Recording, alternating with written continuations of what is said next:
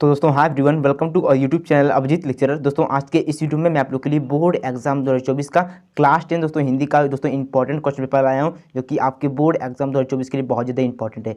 जो भी छात्र क्लास 10th में है दोस्तों और 22 फरवरी के दिन बोर्ड एग्जाम में पेपर देने वाले हैं, तो आज के इस वीडियो को आप लोग लास्ट तक जरूर देखना, क्योंकि दोस्तों आज की वीडियो बहुत ज़्यादा इंपॉर्टेंट है। कैसे क्वेश्चन आएंगे, किस प्रकार से आएंगे, सारा कुछ दोस्तों आज की इस वीडियो में आपको एक्सप्लेन करेंगे। तो दोस्तों वीडियो के अंत तक बने रहें और चैनल पर नए चैनल को सब्सक्राइब करके बेल आइकन को प्रेस कर दें, ताकि दोस्तों कोई भी वीडियो नोटिफिकेशन आए उसको आप लोग देखिए और आपकी बोर्ड एग्जाम 2024 से जो प्रिपरेशन है वो बेस्ट होती रहे। ठीक है दोस्तों, चलिए दोस्तों वीडियो को स्टार्ट करते हैं, देखते हैं कैसे क्वेश्चन आएंगे, किस प्रकार से क्वेश्चन आएंगे, किस टाइप से क्वेश्चन आएंगे और कौन कौन से बेसिक हैं जो आपको तैयार करके ही बोर्ड एग्जाम में जाने दोस्तों, अगर आपको भी टारगेट है 70 में 70। ठीक है दोस्तों, तो वीडियो को लास्ट तक देखिए, बढ़िया से देखिए, कॉपी और पेन लेके बैठ जाइए, साथ ही साथ नोट करने की प्रयास कीजिए और उसको देखिए कैसे क्वेश्चन इंपॉर्टेंट है, उसमें क्या है कि आएगा ही आएगा, उस प्रकार से आप लोग तैयारी कीजिए अपने बोर्ड एग्जाम की।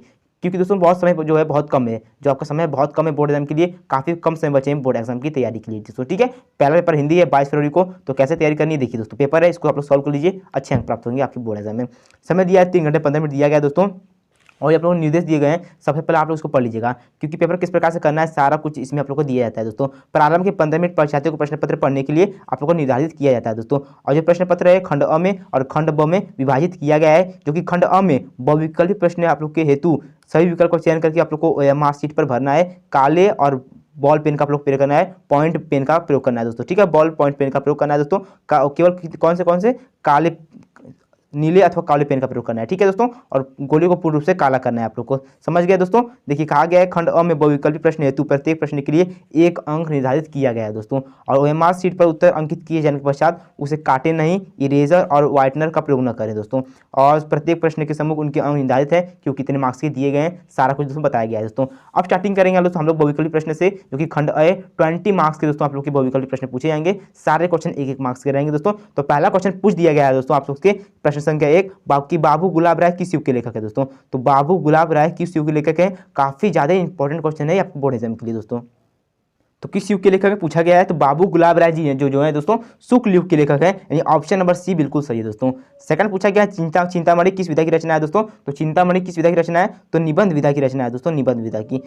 प्रश्न संख्या 3 पूछा गया है गबन किसकी रचना है दोस्तों। तो गबन मुंशी प्रेमचंद्र जी की रचना है। काफी ज्यादा इंपॉर्टेंट क्वेश्चन है, ए वाला आप लोग का ऑप्शन सही हो जाएगा। सारे क्वेश्चन दोस्तों आप लोग देख सकते हैं कि सारे क्वेश्चन 1-1 मार्क्स से पूछे गए हैं। 20 तक आएगा क्लास 10th वालों, समझ लीजिए आप लोग बढ़िया से। और फोर्थ कहा गया है शुक्ल युग की जो समयवादी है वो क्या है, जो शुक्ल युग है दोस्तों उसकी समयवादी क्या है। तो 1919 से 1938 तक दोस्तों आप लोग की शुक्ल युग की समयवादी यानी समय काल आप लोग एक प्रकार से कह सकते हैं दोस्तों। प्रश्न के 5 कहा गया है नील का निर्माण फिर किस विधा की रचना है दोस्तों। तो नील का निर्माण फिर किस विधा की रचना है, आत्मकथा विधा की रचना है, यानी ऑप्शन नंबर बी बिल्कुल सही है इसका आप लोग को दोस्तों। अब कहा गया है प्रिय प्रवास किस युग की रचना है दोस्तों। तो प्रिय प्रवास किस युग की रचना है पूछा गया दोस्तों, उसका ऑप्शन देख लीजिए आप लोग समझ जाएंगे। तो पूछा गया था दोस्तों प्रिय प्रवास किस युग की रचना है दोस्तों।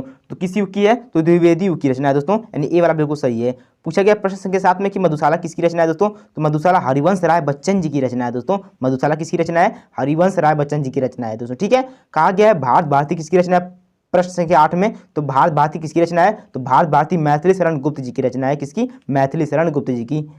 प्रश्न संख्या 9 पूछा गया कि आधुनिक काल कब से कब तक है। तो आधुनिक काल सन 1843 से अब तक दोस्तों आप लोग का आधुनिक काल ही चल रहा है दोस्तों। तो आधुनिक काल समझ गए। और मतीराम किस युग के कवि हैं, प्रश्न संख्या 10 से पूछा गया है। तो मतीराम किस युग के कवि हैं, तो रीतिकाल युग के कवि हैं, ऑप्शन नंबर डी बिल्कुल सही इसका आप लोग को। समझ गए दोस्तों, सारे क्वेश्चन कराएंगे करके आप लोग बढ़िया से देखिए। हास रस का स्थायी भाव पूछ दिया गया है दोस्तों। प्रश्न के 11 में हास रस का स्थायी भाव पूछ दिया गया है। तो हास रस का स्थायी भाव हास होता है, यानी ऑप्शन नंबर सी इसका बिल्कुल सही दोस्तों। प्रश्न के 12 देखेंगे सोहत उड़े पीत प्यार श्याम सलोनी गात मनु नीलमणि पर आपद प्रकाश उपयुक्त पंक्ति में अलंकार कौन सा है। क्या है दोस्तों, अलंकार कौन सा है, तो आप लोग बता देंगे अलंकार कौन सा है, क्योंकि इजी क्वेश्चन है आप लोग के लिए। ठीक है, तो किसका, उत्प्रेक्षा अलंकार है, सोहत उड़े पीत पर उत्प्रेक्षा अलंकार है। ठीक है, अब देखिए प्रश्न के 13 देख लीजिए, कहा गया है रोला छंद में कुल कितने चरण होते हैं। तो रोला छंद में कुल 4 चरण होते हैं दोस्तों। कितने, कुल 4 चरण होते हैं, सी वाला ऑप्शन बिल्कुल सही है दोस्तों। ठीक है, 14वां देख लीजिए आकर्षण शब्द में किस उपसर्ग का प्रयोग किया गया है। जो आकर्षण शब्द है दोस्तों उसमें किस उपसर्ग का प्रयोग किया गया है दोस्तों। तो उपसर्ग आ का प्रयोग किया गया है, आ कहाँ है, डी वाला आप लोग का आ है। ठीक है, तो डी वाला बिल्कुल सही हो जाएगा। रचना के आधार पर वाक्य कितने भेद होते हैं। रचना के आधार पर वाक्य के एकमात्र 2 भेद होते हैं, 2 भेद होते हैं, यानी ए वाला इसको बिल्कुल सही है। ठीक है, 16वां प्रश्न देख लीजिए पीताम्बर में कौन सा समास है। तो पीताम्बर में दोस्तों बहुव्रीहि समास है, बहुव्रीहि समास हो गया। 17वां देख लीजिए आंसू का तत्सम रूप पूछा गया है। तो आंसू का तत्सम रूप क्या होता है, आंसू होता है, उसका ऑप्शन देख लीजिए समझ जाएंगे।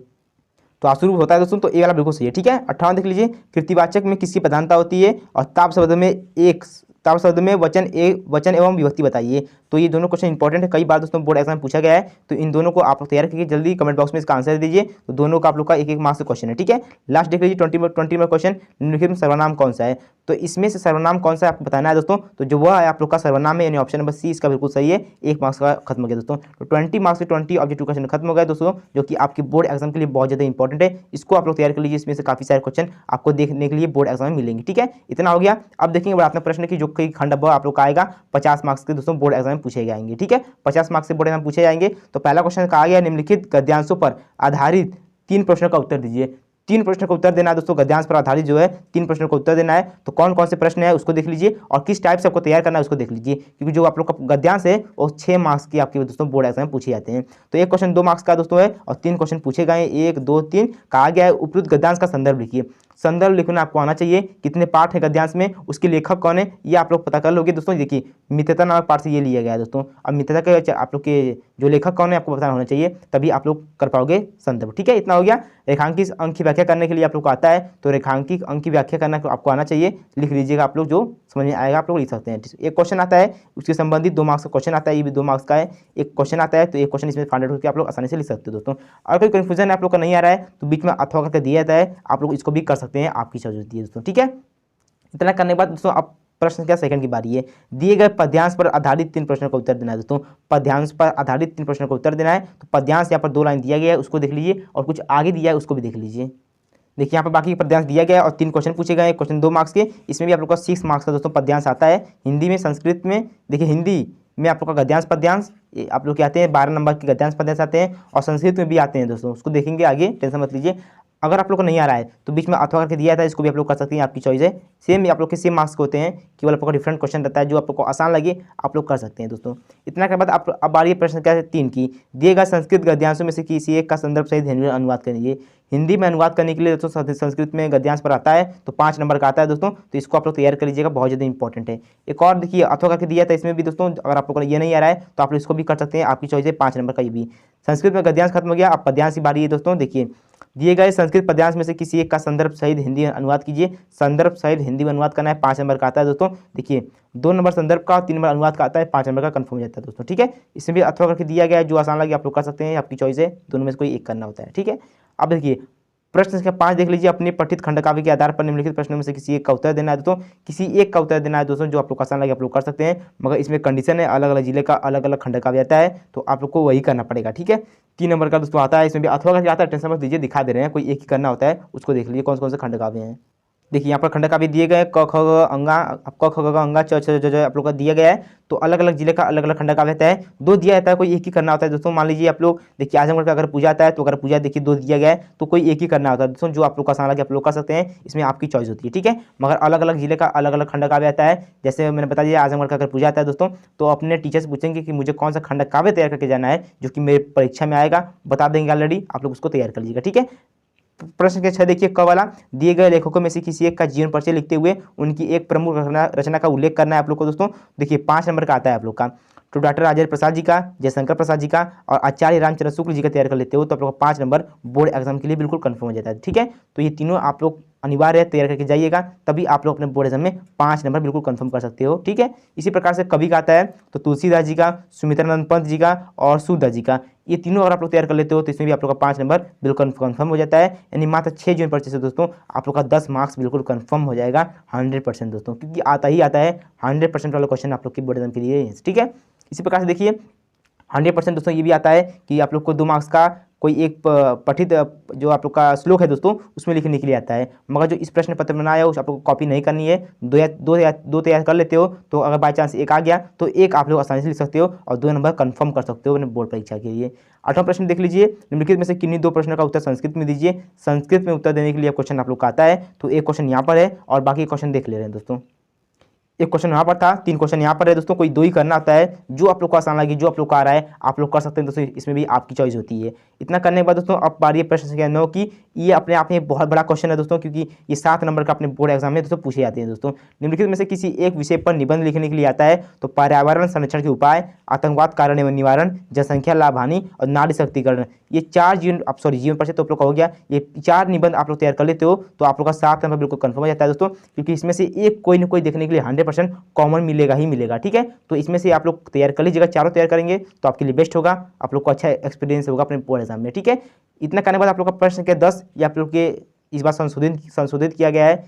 आप लोग के अगले सिलेबस में नहीं था आप लोग को पत्र लिखना, मगर इस बार 4 नंबर के लिए आपका पत्र भी आएगा। तो अपने एक विशेष रुचि का उल्लेख करते हुए अपने मित्र को एक पत्र लिखिए। मित्र को एक पत्र लिखना है दोस्तों। देखिए, मित्र पत्र लिखने के लिए 4 नंबर का आता है, तो पत्र लिखना अनिवार्य है। अगर आप लोग को ये नहीं आ रहा तो इसको भी आप लोग कर सकते हैं, इसी पत्र लिख सकते हैं। ठीक है, आपकी चॉइस है, जो आप लोग का आसान लगे आप लोग कर सकते हैं, आपकी चॉइस है। ठीक है, तो दोस्तों इस पेपर का अगर आप लोग तैयार कर लेते हो तो आप लोग अपने बोर्ड एग्जाम में अच्छा करके आओगे, बेनिफिट होगा आप लोग को काफ़ी ज़्यादा, क्योंकि इसमें से काफ़ी सारे क्वेश्चन बोर्ड एग्जाम में लिखे मिलेंगे। पूरा मॉडल तो यही रहेगा, मॉडल तो पूरा चेंज नहीं होगा 1% भी, क्योंकि मॉडल पूरा यही रहेगा, केवल आप लोग का क्वेश्चन इधर उधर हो सकता है। तो मॉडल पर ध्यान मत दीजिए, क्वेश्चन पर ध्यान दीजिए दोस्तों, क्योंकि क्वेश्चन इंपॉर्टेंट है आपके बोर्ड एग्जाम के लिए, और सारा क्वेश्चन करके आइएगा। और आप भी अपने टारगेट 70 में 70 रखिएगा, तभी आप लोग दोस्तों अच्छे अंक प्राप्त कर सकते हो अपने बोर्ड एग्जाम में। ठीक है दोस्तों आई होप कि आप लोग को वीडियो पसंद आएगी। वीडियो पसंद आएगी तो वीडियो को लाइक कीजिए, चैनल को सब्सक्राइब कीजिए और शेयर कीजिए। चलिए दोस्तों मिलते हैं नेक्स्ट इंपॉर्टेंट वीडियो में। तो जय हिंद, वंदे मातरम।